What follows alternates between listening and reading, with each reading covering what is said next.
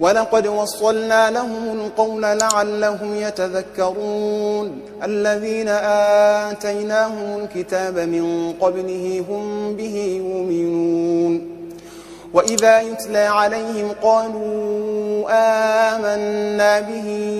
إنه الحق من ربنا إنا كنا من قبله مسلمين أولئك يؤتون أجرهم مرتين بما صبروا ويدرؤون بالحسنة السيئة ومما رزقناهم ينفقون وإذا سمعوا اللغو أعرضوا عنه وقالوا لنا أعمالنا ولكم أعمالكم سلام عليكم لا نبتغي الجاهلين إنك لا تهدي من أحببت ولكن الله يهدي من يشاء وهو أعلم بالمهتدين وقالوا إن نتبع الهدى معك نتخطف من أرضنا أولم نمكن لهم حرمنا من أن تجبى إليه ثمرات كل شيء رزقا من لدنا ولكن أكثرهم لا يعلمون وكم أهلكنا من قرية بطرت معيشتها فتلك مساكنهم لم تسكن من بعدهم إلا قليلا وكنا نحن الوارثين وما كان ربك مهلك القرى حتى يبعث في أمها رسولا يتلو عليهم آياتنا وما كنا مهلك القرى إلا وأهلها ظالمون وما أوتيتم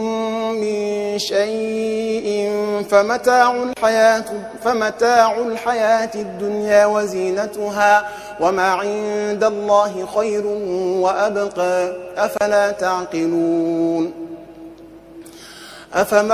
وعدناه وعدا حسنا فهو لاقيه كمن متعناه متاع الحياة الدنيا ثم هو يوم القيامة من المحضرين ويوم يناديهم فيقول أين شركائي الذين كنتم تزعمون قال الذين حق عليهم القول ربنا هؤلاء الذين أغويناهم كما غوينا تبرأنا إليك ما كانوا إيانا يعبدون وقيل دعوا شركاءكم فدعوهم فلم يستجيبوا لهم ورأوا العذاب لو أنهم كانوا يهتدون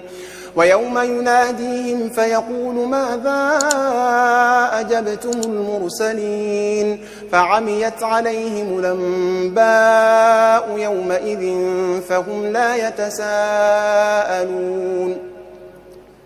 فأما من تاب وآمن وعمل صالحا